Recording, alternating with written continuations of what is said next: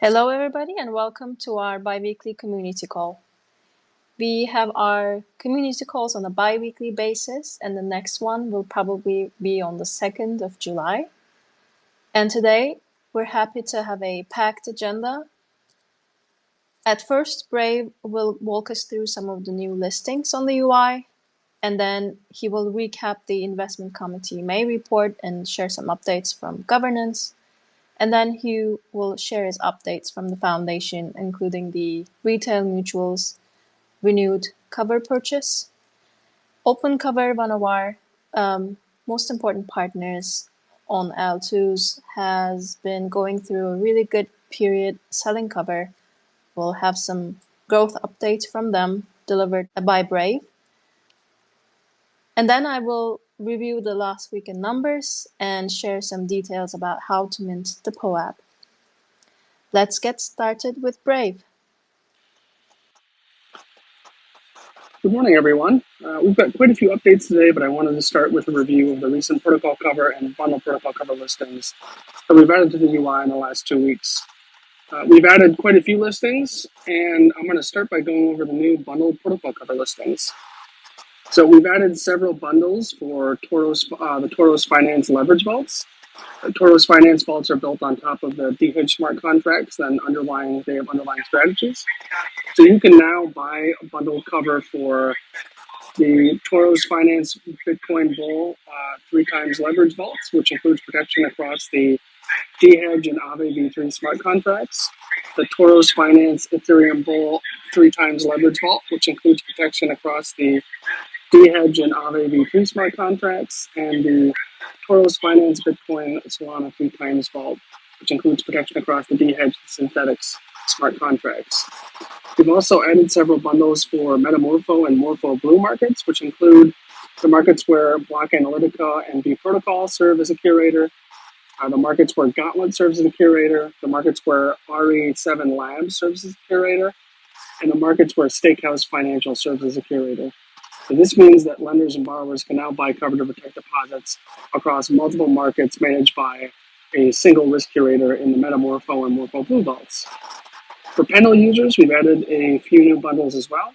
The SUSDE Carrick bundle, which provides protection across the Carrick and Pendle smart contracts, as well as protection for the USDE staked in the SUSDE contract.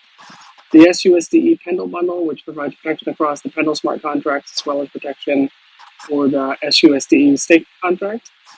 The Eigenlayer Puffer Pendle bundle, which provides protection across Eigenlayer, Puffer Finance, and Pendle smart contracts for Puff ETH depositors.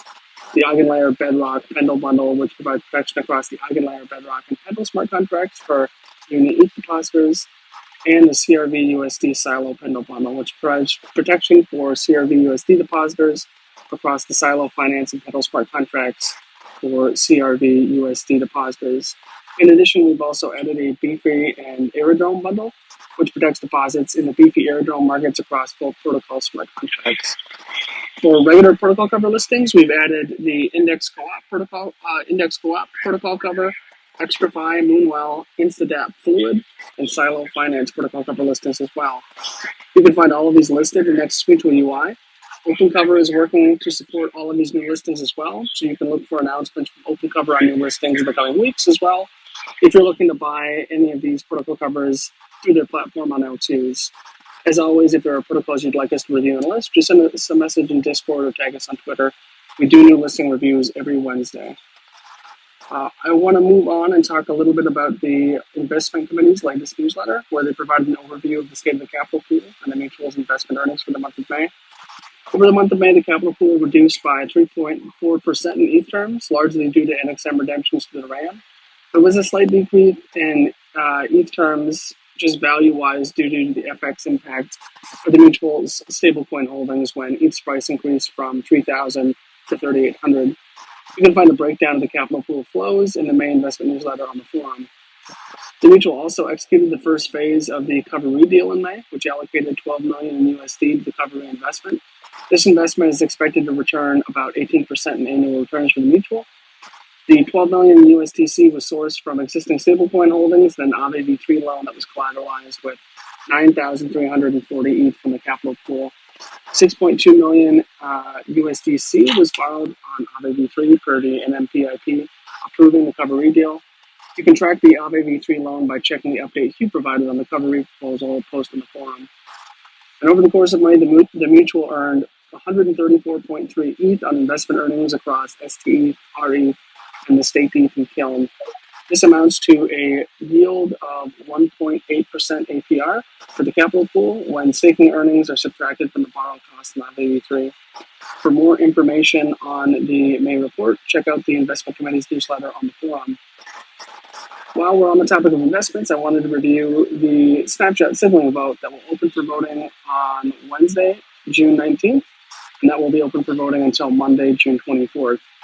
Members can signal their support for allocating the 6,585 idle ETH held in the mutual's Enzyme Vault to the Chorus 1 Stakewise V3 vault and or EtherFi's Wrapped ETH vault. Both the Avant-Garde and EtherFi teams have posted RFC proposals on the forum outlining why members should allocate ETH to their protocols. These posts are complete with an overview of the projected earnings and APYs, fees, risks, and information about each protocol. Over the next week, members can participate in the snapshot signaling vote to signal their support for how the mutual should allocate the idle ETH. We're using a weighted vote for this signaling vote, so members can split their voting power across both investment strategies. For example, if you had 200 NXM and wanted to signal support for a 50% allocation to Stakewise and a 50% allocation to EtherFi, you could choose to vote with 100 NXM on each option. At the end of the voting period, we'll use the percentage of voting support to determine the final allocation split between the two strategies, which will be included in the on-chain proposal when the NMPIP is put on-chain for voting in July. I encourage everyone to review the posts on the forum, share their thoughts, and signal support for their preferred allocation on Snapshot. This vote is going to be open specifically from 11:58 p.m. UTC on Wednesday, the 19th of June, and will close for voting on Monday, June 24th at 11:58 p.m. UTC. You can find the Snapshot signaling vote on the forum and in the announcements channel on Discord. We'll be sending a tweet out about the signaling vote as well tomorrow. With that, I'll pass things off to Hugh. Hugh? Cool, thanks, Brave. Yeah, lots going on, heaps of different listings, and yeah, check out the governance updates on the investment side of things. Really happy with how we've come along on the investment side over the past, I guess, 18 months, 2 years. It's now the capital pool is almost fully allocated, so we'll be close to fully allocated after we have the vote on the idle ETH sitting in Enzyme. So yeah, get involved, have a look at the proposals, and yeah, have a vote on Snapshot. I guess from the foundation side of things, lots of different things going on. I think the product development pipeline we've got at the moment is actually really strong. There's a lot of different things going on. We've got OpenCover's been reselling a whole bunch of different covers on layer 2. And we're also working on some tailored products with them, and they're in kind of testing phase with some partners, which is great to see. So hopefully they'll start going live in the it's been taking a while to get that actually live, but it's looking good now. We're also developing some specific tailored products for some different players in the space. Can't really say too much about it right now, but that's looking good. Hopefully in 2-3 weeks' time, we'll be able to share more on that. So there's quite a few different products for crypto-related risks that are coming out that we're going to be excited to share over the coming weeks and month. On the TRM side, so the retail mutual, we're going through a bit of a renewal phase at the moment. They're looking to kind of renew with Nexus for another year. We're just kind of finalizing the last few bits and pieces, but that's looking quite good. Hopefully we cover a little bit more for a little bit higher price. So that means I'm pretty happy with how things are going, and we haven't had to pay any claims on the TRM deal over the past year. So the claims experience has been quite positive on that side of things. So yeah, so that's really positive. I think. And the other bigger update, just to let you know, on the cover deal. So stage 1, as Brave mentioned before, stage 1, which was the investment into cover and that's been completed, and now we're discussing with the cover team on stage 2, which is getting approval for them to essentially what's called retrocede. So it's where a reinsurer shifts risk to someone else, and they're looking to shift risk to Nexus. So it'll take a little while yet, but we're starting the process there with the regulators, etc. So there's quite a few different deals on new projects, larger deals with big players. As an example, that cover read deal, the premium volume there, or the cover cost will probably, it's hard to tell exactly, but it could be in the $7 to $10 million range or even higher per year. So that's really substantial in terms of the volumes that we've got right now. So looking forward to kind of progressing that as well. So I guess on the more kind of engineering focused stuff rather than just the product focused aspects. We've got new UIs being tested for staking and a whole bunch of other things. So hopefully you'll see that coming out in the over the coming weeks. There's a few stages to it, so there's lots of stuff going on there. We're also working on a few smaller updates that are needed, kind of like back end stuff that we need to architecture type changes. That's the best word for it. Architecture changes to make sure that we can implement cover edits, which are coming along. So we'll have to split up a few of the contracts to make sure that they can that the new changes will fit. And so we've got a few things like that happening. Won't release anything on the feature type side, but the kind of foundational work that we need to do. So there's the engineering team is focused on a couple of different things there. So yeah, lots of progress on different items, and I think the yield environment just in general is obviously, it's been a bit lower than it has been over the past couple of months, but it's still reasonably strong, and there are definitely more funds allocating to the space and looking to get, they can get 20-25% on stables and 15% on ETH and stuff. So that's quite attractive when you can take the smart contract risk away. So we're seeing a lot of inbound there and a lot of questions, and we're having a lot of discussions with different people looking to understand what the products and stuff like that. So I think the direction's quite good, and especially on the product side, where we're developing a lot of different things. We have quite a strong pipeline of new products. So excited to share more as they actually come online, over the coming weeks and months. So yeah, that's the main stuff. Obviously happy to take questions if you have them.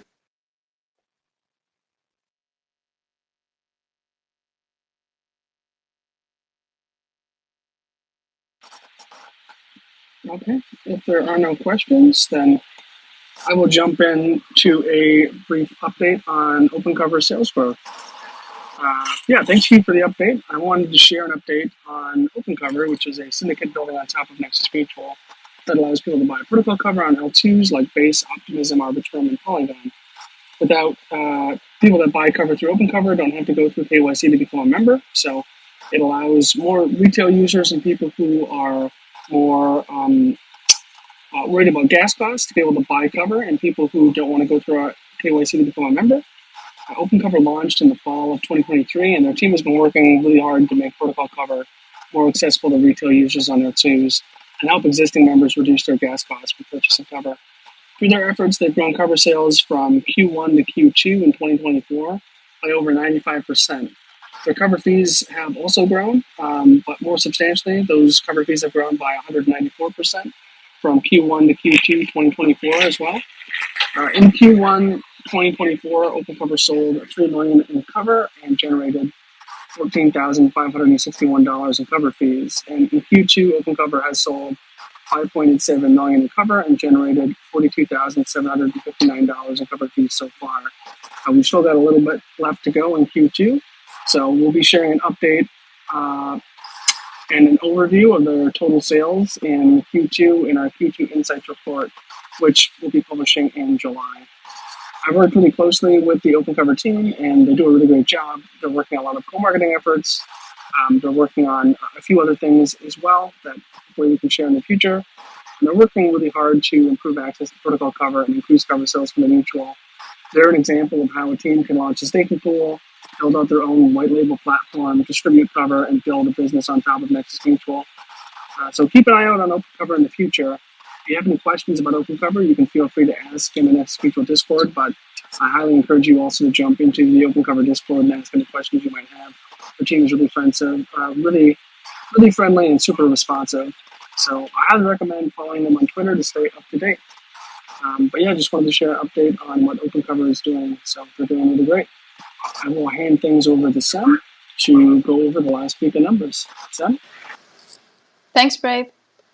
Looking at the last week in cover sales and fees earned, we see that we have sold over $13 million in cover, and members earned more than $62,000 in fees. If you look at the top 5 of the last week, we see Aave V3, the retail mutual renewing their cover sales, Sherlock, Teller, Eigenlayer, and Pendle as the top products. Looking at the active cover amount, we're just a little over $98 million in total active cover. And among this active cover amount, we have a few products that are making the top 5. Pendle is the first product that is being underwritten the most, followed by Eigenlayer, EtherFi, and Pendle Bundle, and Aave V3 is the third product that is underwritten the most in current active cover. We'll publish our quarterly insights report by the end of this month, and we'll have more information and analysis ready for you there. Stay tuned and follow us on our socials for when the report launches. With that, I want to open the space up for any last comments or questions. If there aren't anything, I want to share the details about how to mint the POAP to commemorate this call. Please hop on to our Discord if you are not there already. You can find the link on the Nexus Mutual DAO Twitter main page, and let us know that you're looking for this call's POAP. We will direct you to the mint link. All right. Thanks, everybody. Have a good rest of the week and stay safe in DeFi. Bye. Thanks, everyone. Have a great day.